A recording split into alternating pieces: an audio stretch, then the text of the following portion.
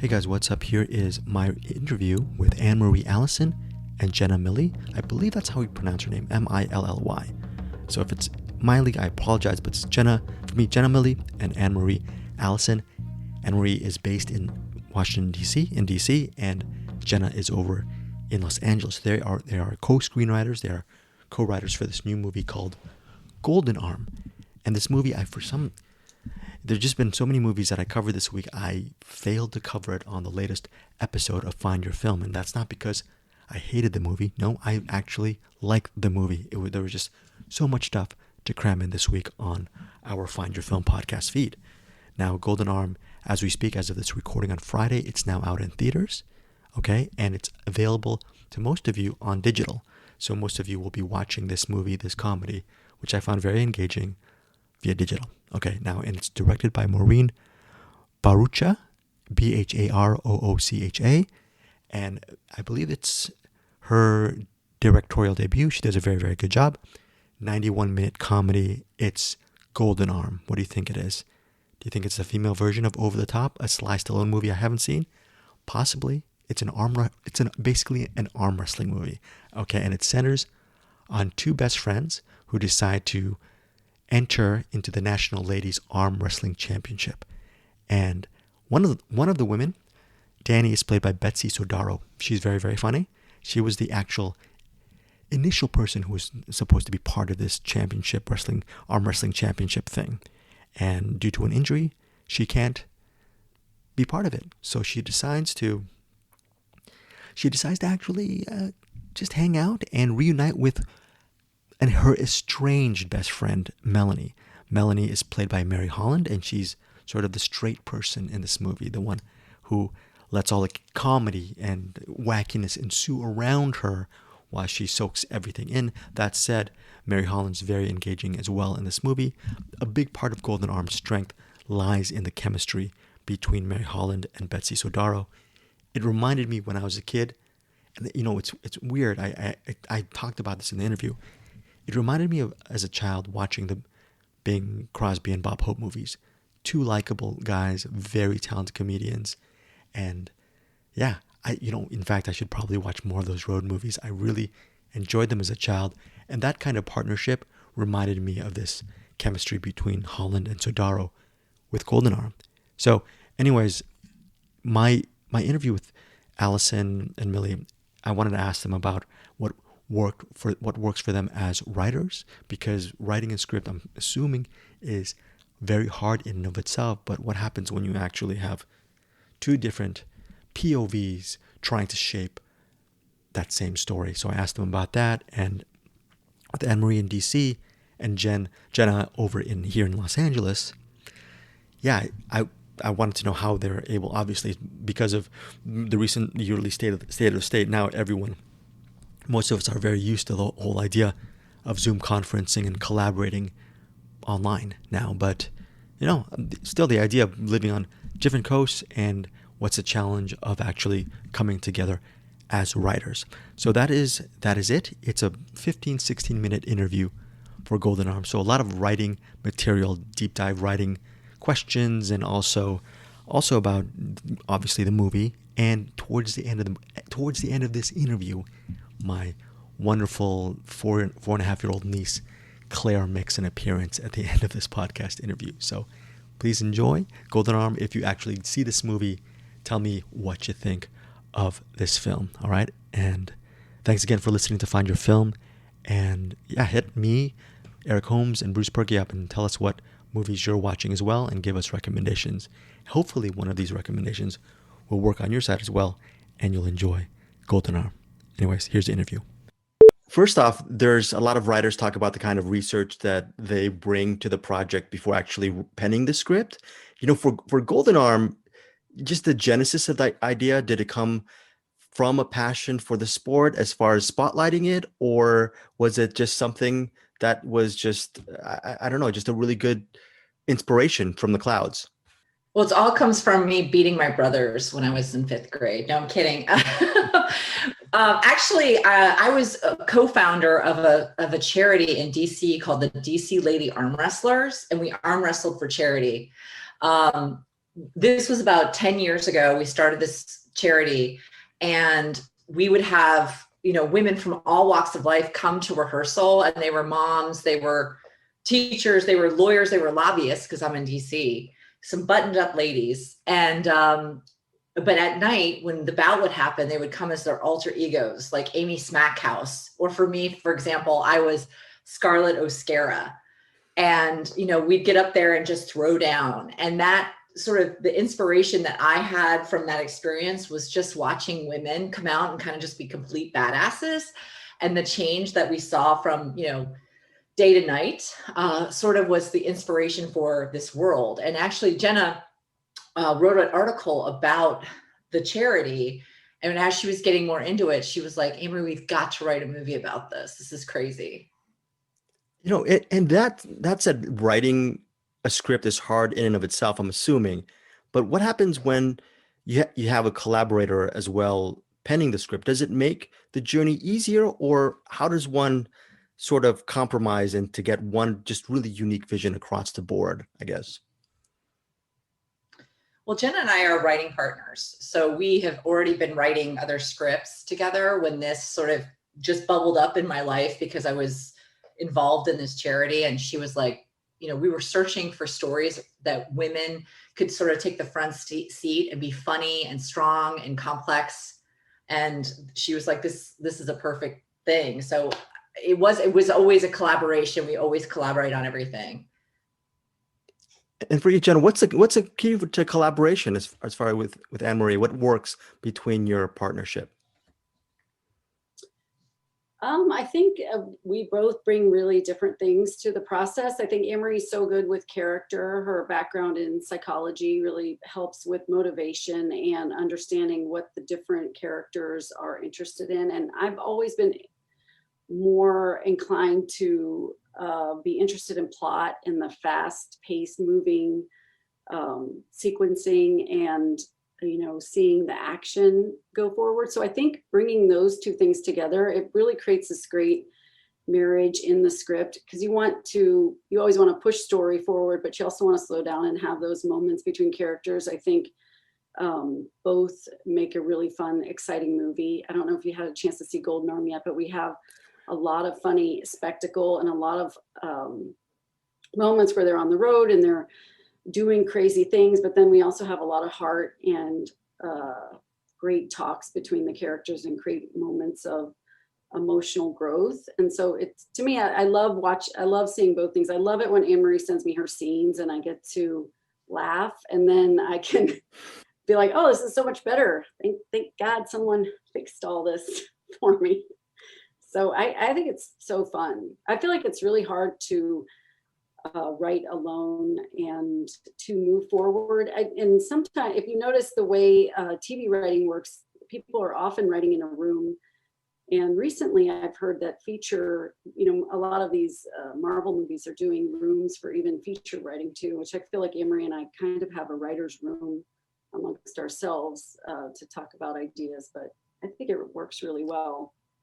I had no idea who the two leads were before actually watching Golden Arm, and all I wanted to do now is, after watching this movie, I just want to see them go on these Hope and Crosby road movies for the rest of their lives. How much was it an amazing thing just to have these two paired together as actors, that they just really helped anchor the project. And my only complaint, and it's actually a compliment, is I just want to see more of them together in a room, inside a truck, arm wrestling, or just being together. So that's what we're hoping for. We're hoping for Golden Arm too. Yeah, I mean, Betsy and Mary are amazing individuals. They're just amazing humans. But they have worked together before. And that was one of the things, like Maureen Barucha, who directed the film, grew up with, kind of all these UCB people. So UCB, Upright Citizens Brigade, which Amy Poehler started in LA. And she just was surrounded by funny ladies, funny people, and have these relationships already established. So I think that really helped, because we were making an indie movie. We did have a budget we had to mind, and there was just a shorthand between Mary and Betsy because they had worked together before. And, we had a great time on set just watching them kind of do what they do best. I little pointed thing. Are you are you guys shaming people who don't like scones? Should we throw the scones away or should we keep scones? Because there have been times when I walk out of my local coffee shop and I want to throw it away because the scones are so hard. So really, really pointed question. I love blueberry scones, but want to ask both of you the scone controversy regarding this movie. By the way, Greg, do you live in LA? Because I can tell you a bunch of scone places to go where you can get a good scone. I'm over here in LA, yeah, in the valley, over in the valley. In Yeah. Silver Lake, there's some good scone locations. But if you need to throw away a bad scone, I say go ahead and do it, because you don't want the extra calories if it's not good, it's too dry. But I feel like Melanie's scones are great. And so that lady is just an a-hole that she threw that scone. I totally agree. I totally agree. How about you, Anne-Marie? Are you a scone fan at all? You know, it's funny. Well, I'm gonna give you a behind the curtain, which is a lot of our scripts, because Jenna is such a bread lover, we get a bread joke in there. At some point, we're talking about bread and also I love bread. I mean, who doesn't, right? You know, and so we were searching for sort of Melanie's backstory and where she could work, where it was both feminine, but also you could believe that she was doing some hard labor with like bags of flour and things, so that she would be toned, and that she had sort of that small business kind of scrappy attitude. So she did that, sort of bubbled up into the baker. And then once we were writing that joke, it was like, this woman has the audacity to take her beautiful, absolutely perfect baked scone and throw it in the trash in front of her. And she won't say anything. She's like, have a nice day, Yeah. I think scone is also a delicate choice. And we were trying to take her in the character arc from delicate to tough. And so, if we called it like a pretzel, it wouldn't have had the same vibe as that she was interested in scones versus, I don't know, a hoagie roll. We had to go in the character role way. I was talking to a filmmaker several months ago, and she said one of her tips for writing, at least for her, what works for her, is as soon as she wakes up, she will start writing before she starts walking the dog or getting ready for the workout or even having breakfast, whatnot. It's always starts with the writing, and it's a daily thing for her. I'm just wondering, for both of you, is there a go-to situation as far that keeps both of you balanced and disciplined as writers on that day-to-day? Just afraid Anne-Marie's going to call me and I'm going to have to turn something in. Yeah, we're each other's boss, and we get on each other.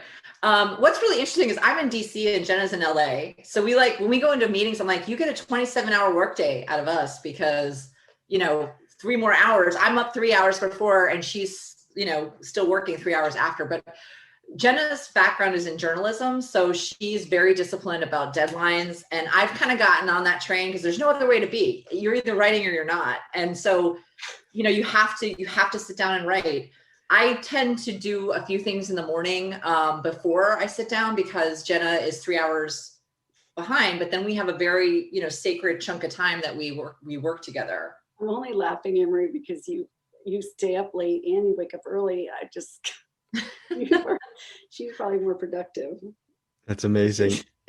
I'm just wondering, for both of you, you're also both producers on this project. How much more work was it for both of you regarding being producers, but actually more importantly, as writers, producers of this project, how pleased were both of you with the final cut? Because you must have been just really surprised, not just surprised, but just so pleased with the final product, because this movie really works. It's thank you for that. First of all, thank you so much. It means the world to us to finally have people out there viewing the film, because we did have this long delay due to COVID. So that means a lot that you enjoyed it. I think for us, one of the things that got this ball rolling was the fact that we did go the traditional route, trying to get this movie made by a studio at first. We went out with it as a spec. We had a manager behind it. And we just got a lot of this is really funny, but who's going to go see a female sports comedy? And Jen and I are like, we'll go see it. Now, this was pre-Me Too. I wish I had one of those little tiny hands that I could. So yeah, we sat down and together and we're like, look, we've made short films before. How much harder could it be to do a feature? Well, it turns out it's pretty damn hard, but we did gather a team around us to sort of help us with the first steps. And the most important thing, obviously, to getting a feature made is the money. And how do you finance your vision? And what is it going to cost? And so we actually had to go back and rewrite the script from we had really big road movie, lots of locations. We were in Vegas at one point for the national championship, and pare it down to fit what we thought we could raise for the feature. So that was it was just like all business. That became like business decisions were paramount as we kind of started the ball rolling. But we were lucky enough to, one, have a lot of great people that helped us, and then two, find people that were interested in supporting the arts in this way. And I think we just happened to be ahead of the curve a little bit because, female sports comedy, I think everybody would like to see that now. I hope that's the case. Yeah, I mean, that's such a nonsensical argument regarding when you guys pitched it. I have no idea. This seemed like a home run. Either way, even paring it down, it's effective. So that's a blessing in all of that ridiculous madness that you guys had to deal with. So you can't let those obstacles stand in your way. You have to be, and it's so helpful, I think, to have a partner where we could come together and say, okay, this is an obstacle. We've got to overcome this. Let's throw out some solutions. Who can we call upon? Who can we get to help us? What questions can we ask to get around it? And I think we had to do that numerous times where we might not know, if we hadn't produced a feature, we hadn't worked with the person before, we now need a lawyer. We need this huge contract. There's so many things that we hadn't done before. We just needed to find people to help us, but you can't let those things stop you. My final question is, this movie has a lot of shows it's like movie love on its sleeve. There's a lot of movie references, which I love since I'm a cinephile. You guys are cinephiles as well. Just right off the top of your head, can you just name one of your all-time favorite movies, and what is it about this movie that still resonates with you today, but not just on a nostalgic level?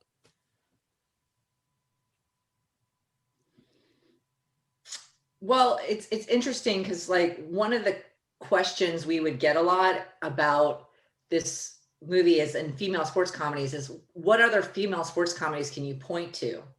And of course there's League of Your Own, which is a favorite movie. There's Bend It Like Beckham, which is not a really big, funny movie. And then there's a lot of like cheerleader and dance movies, which I love.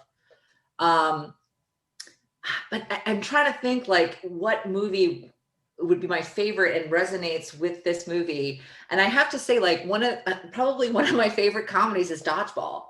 And Dodgeball, the underdogs, the crazy costumes, the weird sport, the quirkiness of all these people coming together to, make the impossible happen.